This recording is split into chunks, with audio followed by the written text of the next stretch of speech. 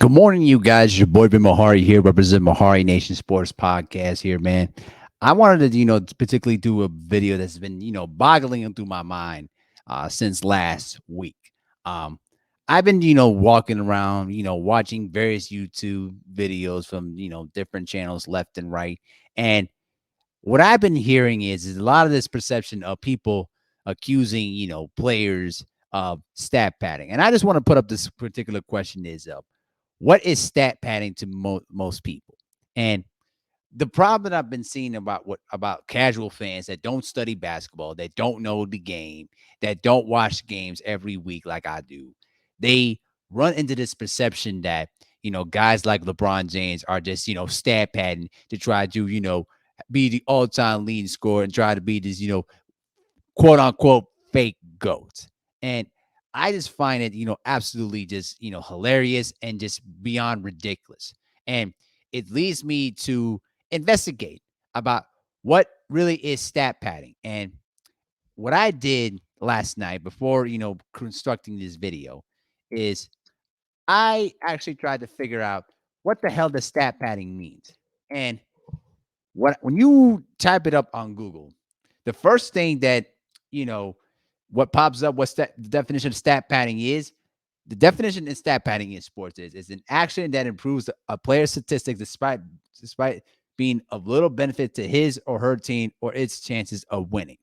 And when I've been hearing about people accusing LeBron James of, intentionally stat padding for whatever the reasons they may have, I just find it head scratching because what do you want LeBron to do? Not score or not even do anything on the offensive end, just sit around and not score a point the entire game. If imagine if LeBron decided to score 0 points the entire game, you guys would be just ripping him to shreds. And I'm no LeBron fan at all. And I just find it head scratching to think that many people would put up these fronts about trying to minimize the greatness of LeBron James here.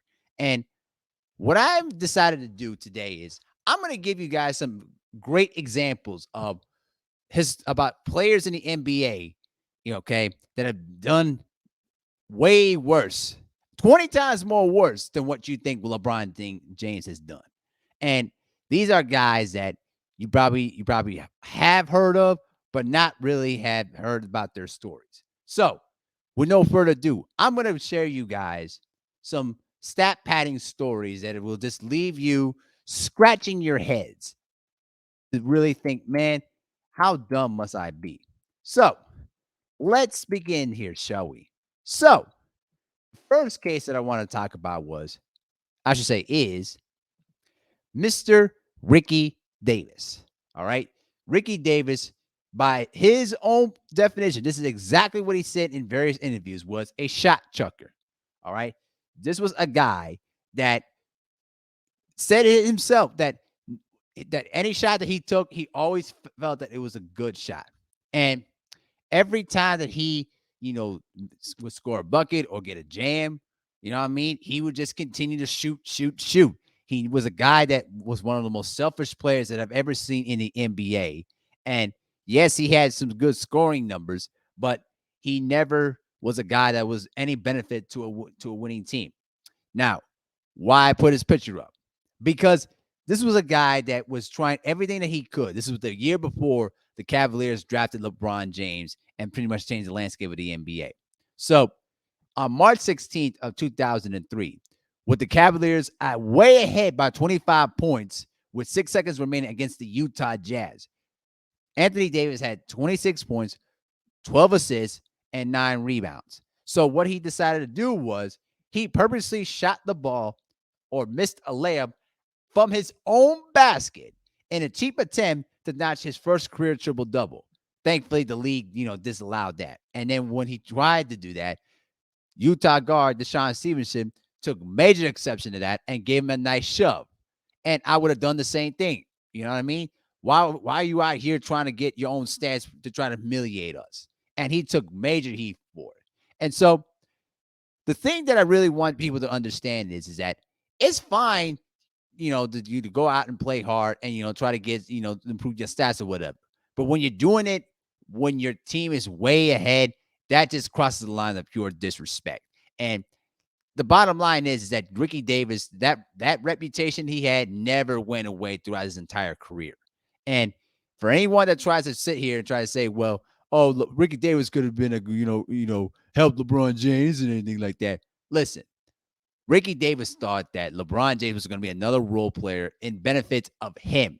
He never saw LeBron James as the mega superstar that he was going to be. And there's a reason why he was traded from the Cavaliers to the Boston Celtics. He was a guy that never was any benefits of winning, never a guy that you could trust to build a team around. And more importantly, he was a major distraction.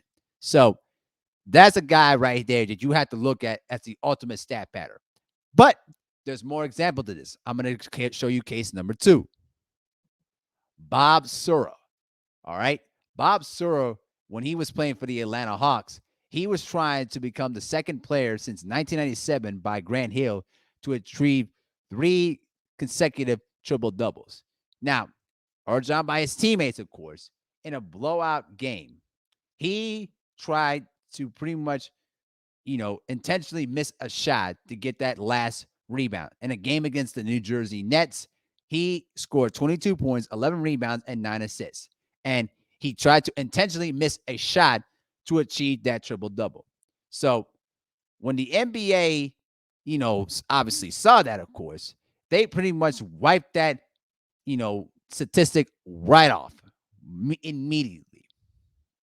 And so when he found out he wasn't getting it, he obviously gave the PR, apology and stuff like that, saying it wasn't never my intention to make a mockery out of the sport. You know what I mean? If anyone was offended by my actions, I sincerely apologize. I'm not buying that at all. Listen, if you're trying, this is a guy that really was supposed to be, a good, decent player, a guy that pretty much can, an explosive type of player, but he was a kind of player that never could get his shot right. And I can tell you right now, he was never a high volume shooter either. But the bottom line is that when you're out there trying to achieve a triple double, you know what I mean, for no good reason at all, other than just pure selfishness. Come on, man. That's just beyond the lines of disrespect. But there's more to this. I'm gonna show you case number 3.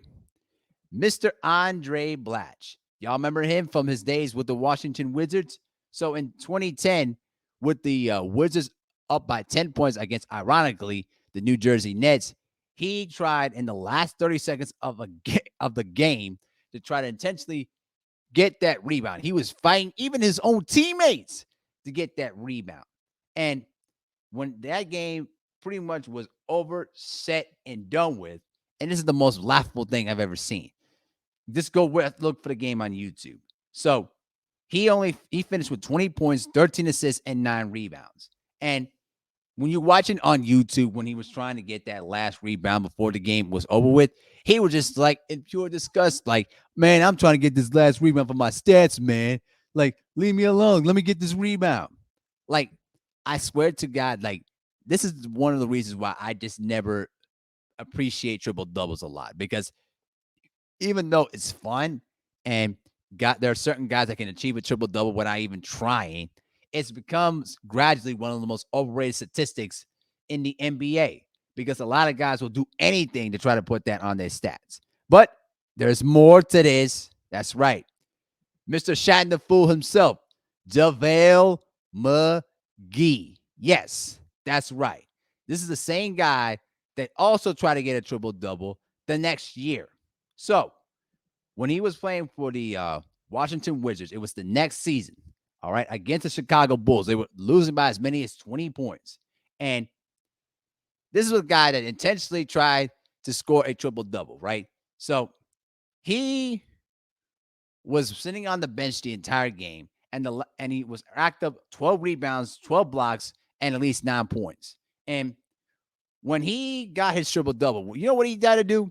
He pretty much hit a power dunk and was hanging on the rim in pure celebration that he got his triple-double, without neglecting the fact that the team was losing by 20 points. Like, Do you really? Is triple double so much importance to any player? Like, I really don't understand this at all. And there's a reason why McGee was always on Shatting the Pool, because he was just doing the dumbest things that leave you scratching your head. And he got really mad about that. But bro, you're doing dumb stuff on the basketball court, and all Shaq was doing was showing it to the entire masses. Like, bro, if you want to stop being on Shot the Fool, stop doing dumb stuff. You know what I mean? But I digress. The point is, this was the same guy that tried to do a free throw dunk in Sacramento when the team was already losing. Like, these are the kind of things that leave you scratching your head. And I was just talking about the role players. Now I'm going to get into the historical stuff here. You want to know what's that bad is? I got two cases for you guys. That's right. David Thompson and George Gervin.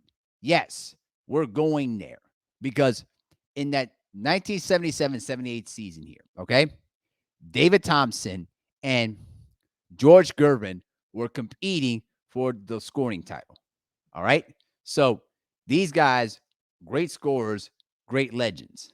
All right. And I'm not crapping on them at all. But these guys were pretty much competing for the scoring title. And George Gervin by that time needed 59 points to win the scoring title over David Thompson. And he went out and pretty much dominated to score it. All right. To score 63 to claim it. But what else is new is that what happened in that same game, that same day, David Thompson to try to get the scoring title.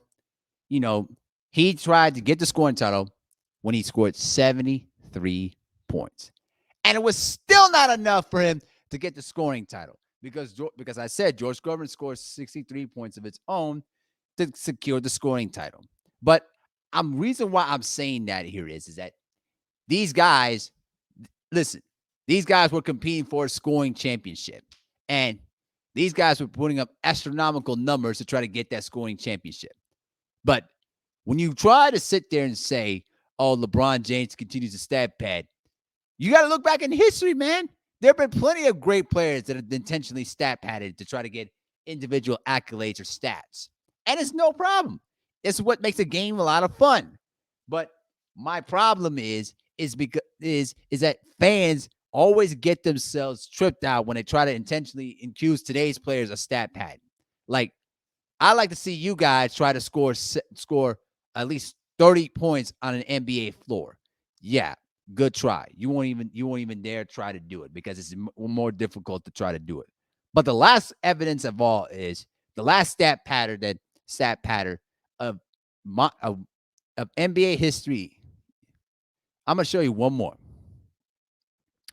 David Robinson. That's right. The Admiral himself also stat padded. All right. And how did he do it? I'm going to show it. I'm going to tell you straight up right here, right now. That man stat padded in that game in 1994 to secure his scoring title. So in April 24th of 1994, when he was competing against Shaquille O'Neal for the scoring title. All right. Shaquille O'Neal basically was on the verge of winning his first scoring title in 1994. So that night, in that story of that game, so Shaquille O'Neal was obviously trying to win the scoring title. So what did Shaq? How many points did Shaq came up with? He ended up scoring 32 points and 22 rebounds against the Nets. And normally that's just great numbers to win, the scoring title. But what David Robinson did was beyond bunkers.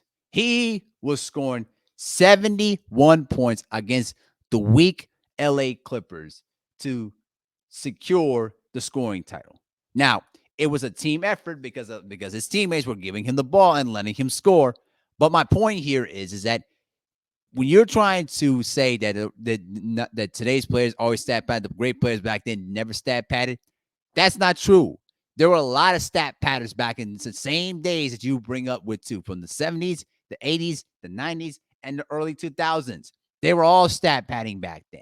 So how can you sit there and try to pretend like that LeBron James or a Steph Curry or a James Harden, stat padding, or any other superstar in today's game is stat padding, but you don't look back that a lot of your favorite players, from back then, from the eras that I talked about, they were all stat padding themselves too. So I need you guys to really wake up and realize, stop using the word stat padding when it doesn't fit the narrative that you're trying to project. All right? That's what I'm trying to tell you guys here. Listen, every player wants to score 100 points. Yeah, Wilt Chamberlain scored 100 points, and you're telling me that's not stat padding? Kobe Bryant scored 81 points. You're telling me that's not stat padding? Jordan scored 69 against the Cavaliers and scored 63 against the Celtics. Is that not stat padding? I mean, come on. Let's just be real with ourselves here. Everybody needs to really wake up and realize what stat padding is, what is warranted as a stat pad, and which is not. So I need y'all to really wake up and realize that the way you're using stat padding is completely all wrong, and you need to have an attitude adjustment about that. So that's just my perspective about the whole thing. But I'm sure that a lot of you guys, a lot of my subscribers have a different opinion about that. So I'm anxious to hear what your sentiment is, what your perspectives is. All right. Let me know what you guys think in the comment section below. Do you guys agree with my sentiment is of what stat padding is all about? Or do you have another story about what stat padding is? And give me some historical examples of that. I'm very anxious to read your comments and see what you guys have to say. But that's my examination about what stat padding is. You guys let me know what you think in the comment section below. And with that, I'm out. Peace.